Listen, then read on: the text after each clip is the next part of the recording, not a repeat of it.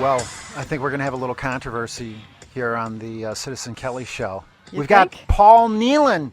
He's challenging the Speaker of the House. Well, that's controversial. What kind of a election season are we involved in here? It's pretty wild. This well, let me just say, people are going to want to participate. What are the social media addresses? Yeah, people can participate by going to citizenkelly.com. They can interact with you on Twitter at William J. Kelly. They can find you on Instagram at Citizen Kelly, and on Facebook.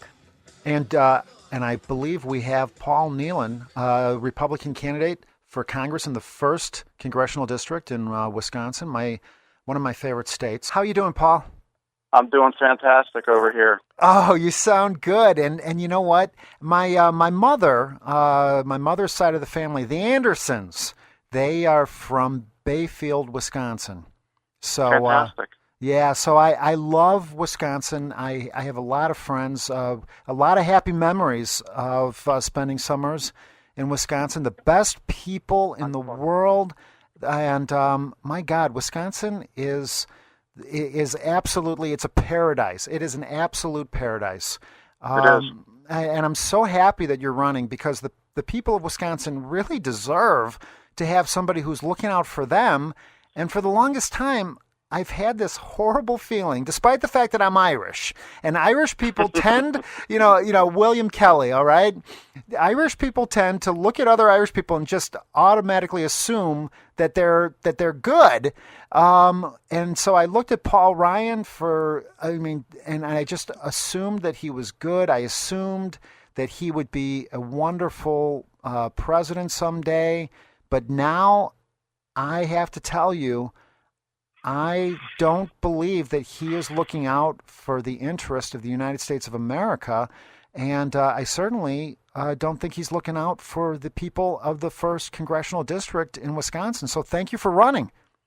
Yeah, he's not only not looking out for us; he's looking out only for his interests and the interest of his special interest buddies. 83% of Paul Ryan's campaign financing comes from outside of our district, and the vast majority of that comes from inside the D.C. Beltway. It hurts so much to hear it, because, as a Midwesterner myself, as somebody who's spent summers in Wisconsin, who loves Wisconsin, and I wanted to believe so much in Paul Ryan, but there's just no doubt now. This campaign is a campaign of it's either people who want to put America first or people who want to put the rest of the world first. Okay, you hit it. And I'm right. So sad that Paul Ryan has chosen this globalist agenda as opposed to just an America first agenda. This is what we need. This, and 2016, I believe, is really the most important election ever in the history of this country. If we are able to elect Donald Trump president and Paul Nehlen congressman from the 1st Congressional District in Wisconsin, and send Paul Ryan and this globalist agenda packing, then America has a chance of coming back and taking our jobs back. And and it's so critical right now, Paul. Thank you for doing what you're doing, brother. Yeah, I agree, and I appreciate you saying that. This is. I was down on the border for the past several days. I went down to Texas. I saw that on Drudge. Yeah, I went down there. Yeah, I was with Brandon for part of it, and a few other folks who have cared to remain anonymous. We didn't have any security with us. It was us. I had a 40 in my front waistband and a 38 in my back. I had a rifle, vest on. We were out in a lightning storm at 3 a.m. Why? Because that's not how it's reported. I wanted to see it for myself. We were down. That was in the Laredo sector, and I didn't tell them I was coming ahead of time. I last minute set this up, flew down, went in, and saw it for myself. So there was no way they could set up some crazy Potemkin village that says, right. "Oh yeah, look, there's an officer behind every tree." Those Border Patrol agents are working hard down there. I went to the Laredo sector, and we saw some agents, but it's not secure. It's unsecured, and at night you've got a single border patrol agent in a dark area. It's a dangerous situation. There are dangerous cartels who are smuggling drugs, cheap Mexican heroin over the border. They're Right. smuggling humans over the border. They're making as much on the human trafficking as they are on the drugs. Horrible. And it's terrible. It's unbelievable. The women, the mothers down there are giving their daughters the morning after pill because they know their daughters are going to be raped on the way here. They are showing these young women rape trees. Imagine that. They're showing them trees where they've ripped women's clothes off and throw them on there, and they've chained women to these trees. And they show these kids that. They say, I've got a picture of your mom. How would you like to have some of her fingers? What? If you don't do what we tell you, yeah, absolutely. It is the most inhumane, amazing, terrible. We have a heroin crisis in this country right now.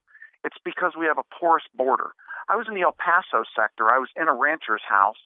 I've been openly endorsed by a Democrat sheriff.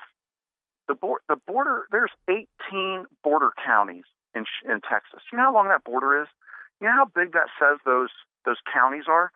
The sheriff is the lead lawman in those counties. They're bigger than some of the first 13 colonies, and they don't have. They know the solution. They know. They said, look, we don't want to put a wall right here. And when Mr. Trump says we're going to put a wall, I mean, I think he's painting a word picture for all of us that a wall is a great solution in some areas. In other areas, I had the sheriff tell me, I said, Sheriff, can you secure your section of the border, this 100 miles of border? He said, you give me 75 men and 24 hours, and I will have my 100 miles secured. Wow. You stop and think about that. Paul, it's powerful. I have a question for you. Do you think that your opponent, Paul Ryan, is trying to sabotage Donald Trump because of Donald Trump's strong stand on illegal immigration? Yeah, I think that's part of it, and I think we have to for everybody take two. There's two things here. One is border security. The other is immigration. Right. Paul Ryan has tried to codify this immigration and just have open borders. He is an open borders guy. Border security is something separate. That is the drugs getting over and killing our children. Right. That is the drugs getting over and killing our weakest Americans. Even so if you get into a situation where you're looking at what Paul Ryan's trying to do, they're trying to actively turn Americans into widgets.